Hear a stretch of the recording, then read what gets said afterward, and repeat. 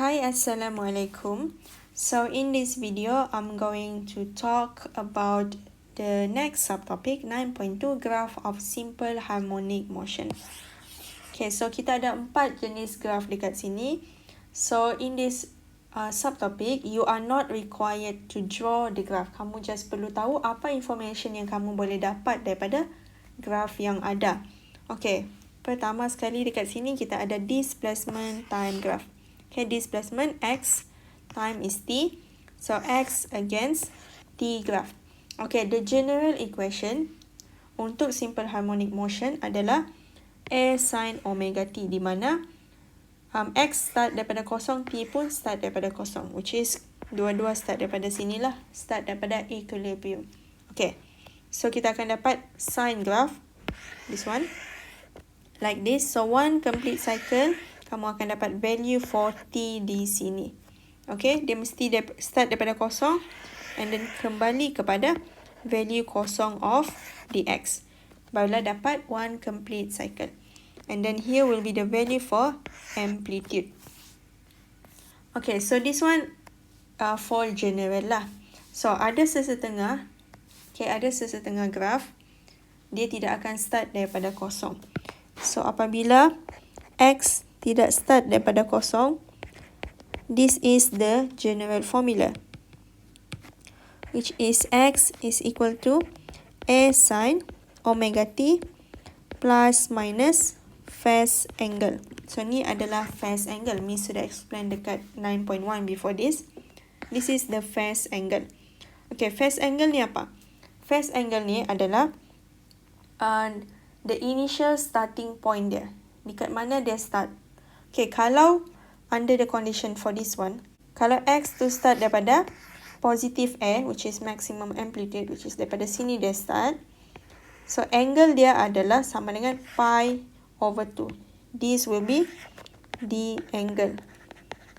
Okay, the phase angle. Kita panggil dia sebagai phase angle actually. So this will be the phase angle. And since ni adalah positive, so dekat sini pun jadi positif. So kalau dia negatif, di mana x sama dengan negatif, okay, di mana x sama dengan negatif a, so dia start daripada bawah, so dia akan jadi negatif lah dekat sini, negatif pi over 2. Usually kamu just ingat phase angle tu adalah pi over 2 saja. Dia lebih complicated sikit lah kenapa 3 pi over 2. That one, okay, ada mathematic behind that. Okay, because it's not in your syllabus, so tidak perlulah kita tunjuk macam mana dapat 3 pi over 2. Okay, kamu just perlu ingat sahaja. So here, kamu akan start daripada sini, and then one complete cycle, start daripada negative a,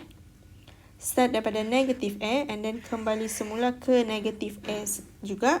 So akan dapat one complete cycle. So this value here will be the value for period.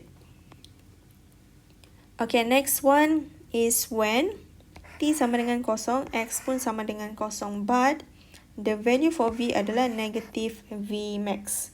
Okay, negative v max. So apa yang kita akan dapat? Kita akan dapat negative sine graph. Ni adalah negative sine graph actually. Sebab sine graph dia adalah start daripada kosong and then naik ke atas kan, macam ni. So negative kita just flipkan dia. So dapatlah start daripada bawah. Okay, tetapi equation kita tidak letak negatif di depan. Okay, kita tidak letak negatif di depan.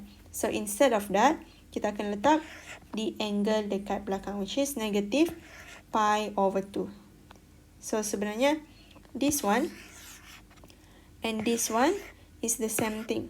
Dia adalah benda yang sama. Okay, so kamu just kena tahulah apa information yang kamu boleh dapatkan daripada graf ni. Okay, usually ada dua saja yang kita boleh tahu sebenarnya adalah amplitude and also period. Okay, next one, velocity time graph. So velocity against time. So this is the general equation for velocity, a omega cos omega t. So here is the cos. Maksudnya graf kita adalah graf cos, di mana graf cos akan start daripada maximum value. So from here to here, one complete cycle. So the maximum value here adalah A omega. So kamu kena ingat kalau kamu jumpa VT graph, velocity against time, the value here is equal to A omega. Dia bukan sama dengan A saja, dia adalah A omega. So kamu kena hati-hatilah. Okay, tengok dekat paksi tu apa value of the y-axis. Adakah dia V ke ataupun X. So dekat bawah adalah negative A omega. Okay, so untuk acceleration time graph, this is the general equation, negative A omega square sin omega t. So dia adalah negative sine graph. So negative sine graph start daripada kosong ke bawah dan naik ke atas. Dan kamu kena tahu maximum value dekat sini adalah sama dengan A omega square. Dan sama juga one complete cycle akan dapat the value for the period. Okay, last one we have energy displacement graph, E against X. So E against X. Okay, sorry, this one here. Okay, you change this one to X ya. Kita gunakan simbol X untuk displacement. Okay, so the energy we know that we have potential energy and also kinetic energy. So untuk kinetic energy, graph dia adalah macam ni. Okay, dia terbalik. So this will be the formula, this will be the formula, di mana value di sini adalah value amplitude dan value dekat sini adalah value untuk energy. Okay, total energy. Value yang dekat tengah ni adalah total energy ya, this value for E. Okay, so nanti bila tengok dekat dalam soalan, kamu boleh identify lah apa information yang kita boleh dapatkan daripada graph.